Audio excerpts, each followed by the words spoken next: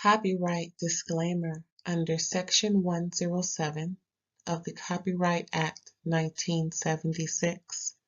Allowance is made for fair use for purposes such as criticism, comment, news reporting, scholarship, and research.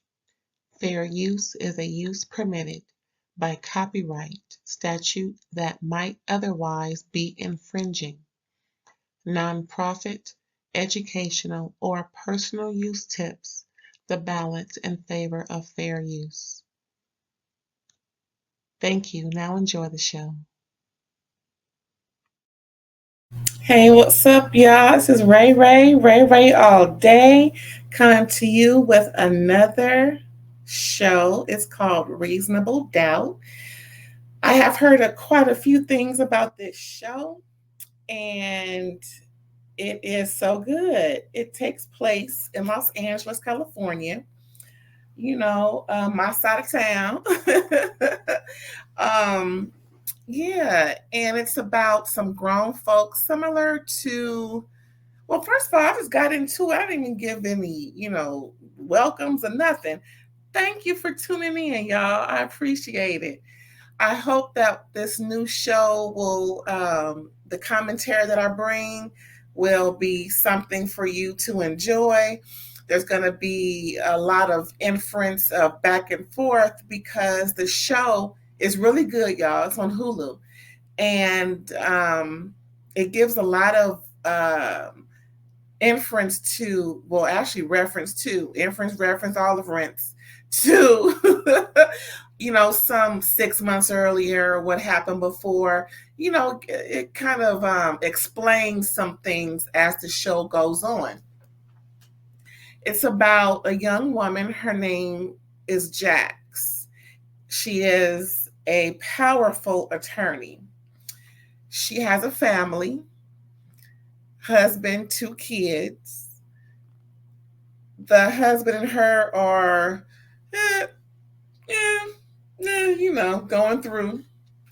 And the 2 kids are preteen and teenager. The boy is the oldest teenager. The daughter is the younger preteen. He has a little attitude. He needs a little attitude adjustment. But, this is a grown folk show. So it's not going to be a whole lot shown about the cheering. But it's going to be, you'll hear about it, as needed. But yeah, like I said, it's going to be some grown folks conversations going on because it is a grown folks show. This show is really good, y'all. Again, it takes place in LA, California, Southern California. Now, I'm from Southern California, not from LA per se, but I'm still from LA. You know what I'm saying? On the outskirts. Gardena, California representing, yes. Anywho, I'm going to show you the characters because some of these folks I've never seen before. A few of them I have. You know how a lot of Black folk or Black and brown folk are recycled throughout the so-called Chitlin circuit of the little screen and big screen, how, we just don't get a lot of the budget like the big wigs do. However, this show is great. It has a great production. It looks fantastic. I mean, no shade, but this could have been on, ABC or, those big wig channels. But nevertheless, it's on Hulu. You can catch on Hulu. Reasonable Doubt. So pretty much Jax Stewart, like I said, she's this real brilliant and fearless defense attorney. And she's, wanting to look out for those who are being railroaded and whatnot and not what. And she comes across, some real seedy, dangerous, manipulative. That's what I call manipulative, in case you don't know by now. If you're new, then you'll hear some of the words I use aren't really the right words, like manipulative, like that means manipulating or manipulative, or however it's used in the sentence. And yeah, manipulating, lying, straight up lying, y'all. Trying to deceive and just play her for a fool. But she's really smart. She's like a female Johnny Cochran, if you ask me. Because child, I have went through all of season 1 just like that. So I said, I got to just bring folks up to speed because I don't see a whole lot. Now, season 2 is out and it's going through, but I wanted to do season 1 because a lot of folks just don't know. You see, you can't just jump into season 2 without, really going into without the explanation of season 1. So, child, let's just get on into it, right? So, like I said, Jax, she is this powerful attorney, right? And she is doing the doggone thing. And I just want to show you the characters, right? Now, I'm just going to show you who they are because, these folks are really, great actresses and actors, and they really got it going on. So let's just go ahead and start sharing so y'all can see exactly what I'm talking about. So there you go. Jax Stewart, you see right here. Don't ask me to say folks' name. It's some folks you're gonna recognize and some folks you ain't. But like I said, some folks you're gonna recognize and some folks you ain't. So that's Jax right there, as you can see. And then she got her homegirl Chanel. Now this, how the usual girl shows have the 4 friends. She got 3 friends, okay, and pretty much she's known them forever. They're all best buds, and 2 of them are cousins. But for right now, whoever's on the cast, I'm gonna show you who I'm gonna show you, and as the show progresses, I'll show you who's who. So we got Chanel, as you can see. Then we got Lewis, her husband, right here, right?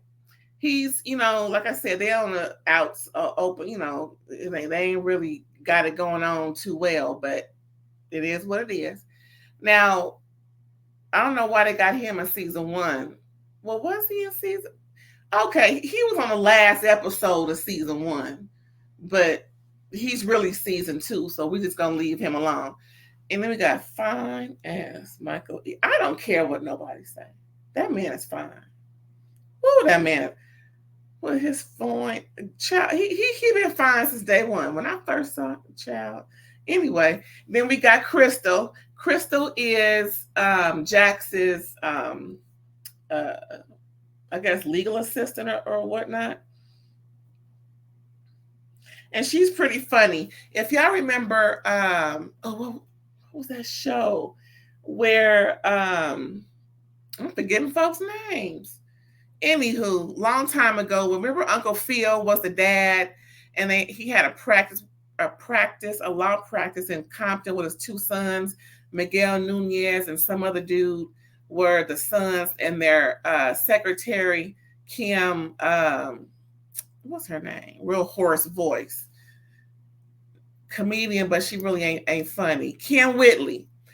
You know that Kim Whitley character that's sassy, but she's not sassy as in, the typical hardy heart, buffoon sass. She's just, just a little, she gives, I like her character. She's not a buffoon is what I'm trying to say. Anywho, so that's her character. And then we got Daniel, the Asian dude here. He is the PI for Jax, and he be finding out everything. Then we got her daughter, Naima. Again, this is a grown folks show. We're just going to move right along because, putting kids on stuff is not the business when it's a grown folks conversation. So then we got JT. That's the dude on the right. JT is married to Chanel, her homegirl from way back in the day. Sarah. Sarah is married to Braden Miller, who is the client of Jax in the first season. And then we got the incomparable playing Mama Lou, who is Jack's mama. And of course, Pauletta Washington. Yes. I did not recognize her when I first saw her. She just didn't look herself. Again, these wigs, child, these wigs are having you thinking somebody ain't somebody. Anyway, and then we got CJ. CJ is Damon Cook Fawn. Woo, child. That's his brother in the show. And they own a what do you call it?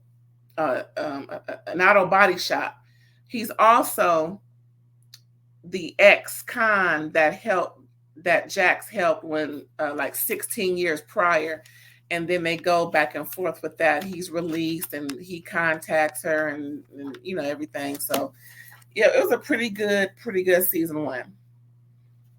What I leave off at? So we got CJ, then we got Rich, who works with Jax. Her son is Spencer, and then we got the dude here on the left, the chocolate fella, bald head. He plays a security guard that her husband hired, you know, to watch out because, you know, she's a defense attorney and sometimes things are crazy. Then we got Adrian Hunter. He plays the love interest to the married Chanel, who is married to JT right here in the middle. Yeah, it gets good, y'all. And then we got, they didn't give his name, good old Christian Keys. They just said husband too. So Christian Keys is the husband to Kalisha Moore. Kalisha Moore was working for Braden Miller, who was, you know, 187 in the show. And she was also a love interest, but he's married to Sarah, as you can see. Child, told y'all it's getting good. This show is good. I'm trying to tell you, okay? So where we leave off? So we on this line. So then we got Autumn. Autumn is a friend of Jax. And then this lady right here, I forgot who she was. Anyway, so we went and talked about Kalisha. Sally. I think Sally's a friend too, but I don't recall. And then we got Mike Giannis. He is the district attorney, and he's a real good district attorney. Apparently, him and Jax went to law school together. So they're on opposing sides, and he wants to be the governor, hopefully the president one day. And he was, you know, trying to get Jax to come and step into his realm because, you know, apparently within the law system, public defenders, you know, aren't really praised. However, as you can tell in the what's going on in the big news, Mr. Sean Combs has a public defender, and you know he has many public defenders. Okay, so yeah, and then we got homegirl right there. Now I don't know who that is to the right. These two on the right, I don't know. Actually, and I think the one on the left here, he's a cop. Yeah, the one next to Theo, he's a cop, and pretty much, you know, that's how that goes with the cop situation. Mm-hmm. So yeah, then we are moving in with the show, right? So pretty much Jax is doing some healing with her family. She is trying to juggle everything, but it's real difficult, right? Real difficult, and the family's going to church. You know, they're trying to keep things as normal as possible for the cheering's sake, but it's just, you know, really not working out. It's just really not working out. So pretty much, you know, her and her husband, Lewis, they're really trying to make it work for the kids, but, you know, he wants more time with his wife. He feels as though she's working too much, too hard. She's a partner, of course, so you know how that can be. and it's just doggone difficult. Now, don't get me wrong. He brings in a pretty good penny. He is a uh, gamer. He creates games, so of course, that's a big deal. He's six figures, and it's all good to the googity good. They're living well out there in in Baldwin Hills, and so it's just black excellence all up and through. Now, one interesting piece to all this puzzle is, remember the gentleman who is the bodyguard? Well, of course, he looking good the way he looking, and she looking at the bodyguard looking good the way he looking. And child, all I know is I don't know, something about to happen. But yeah, that bodyguard, he's looking at her, looking at him, looking at her through the window. She's trying to smoke her little cigarette without being caught, but he sees her, and then he pulls out his cigarettes, let her know, I got you. I'm sure he do. Now let's talk about this case that she's working on, starting on episode 1. Remember the guy Braden Williams? He is being accused of 187ing the young lady that worked for him, and they were also seeing each other. And apparently, he cared for her dearly. And apparently, there's some things going on to where her best friend is really, not believing that he didn't do it. It's a very contentious types of relationship. He's on the verge of being the first Black billionaire in his field. He runs a liquor, not market, of course, but conglomerate of liquor, whatever, called Clout.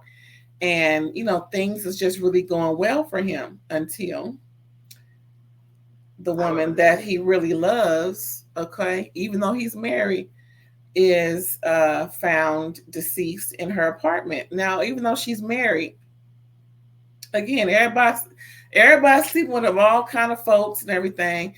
So when Brayton comes to the firm, he was really looking forward to seeing someone else besides Jax, but she is the top public defender, criminal law, that is, and he was pretty much going into this trying to protect his business, not really thinking that he would be the one and only prime suspect. Now, why wouldn't he think that? Don't he know how this world sees him? Okay. So, like I mentioned before about the bodyguard, he is instructed by the husband who lives in an Airbnb. Like I said, they're separated, but the husband is just keeping tabs on the house. He got cameras inside and outside the house, making sure, things is going all right. Jax knows the cameras are there. So as the bodyguard escorts her in the home, checking things, she gives him a nice long hug.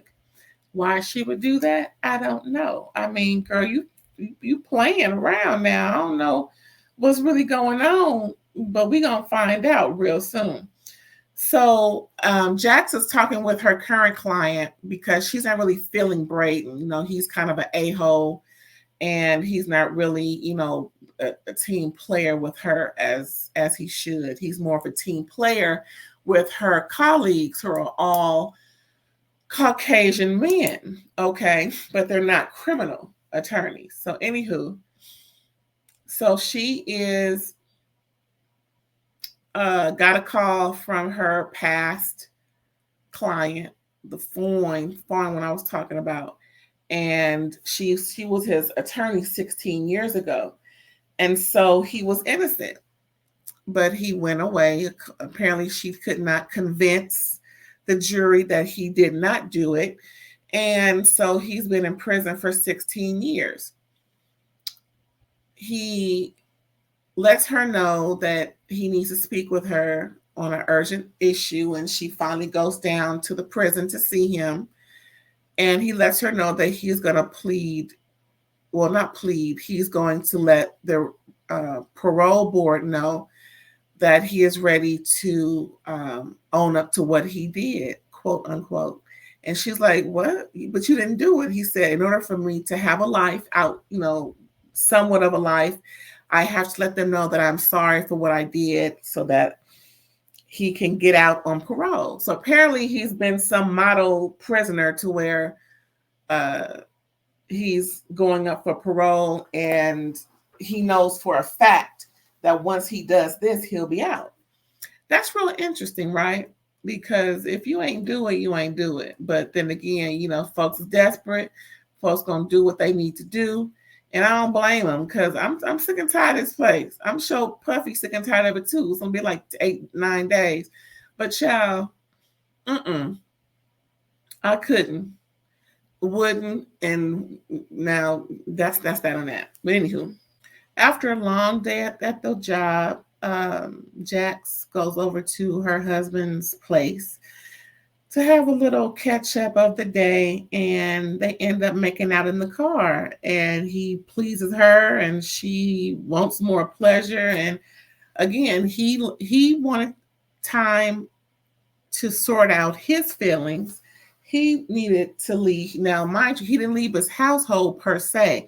He's there every day, taking care of the kids, getting them to school, picking them up, doing the same thing. He's just has a separate address, which is admirable because sometimes we hear what most times the dad leaves and he leaves everything up to the mom. So again, he's a great dad. He's just taking a break from her. Okay. And so she comes back to the house all, satisfied and looking all, woo, yeah, I need a cigarette, hair a little miffed up and everything. And she talking to the security guard, leaned back on the staircase, just playing a little coy. And he looking at her, looking at him, looking at her.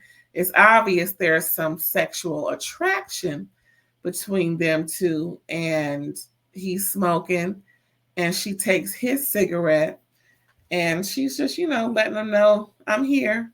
Mm-hmm.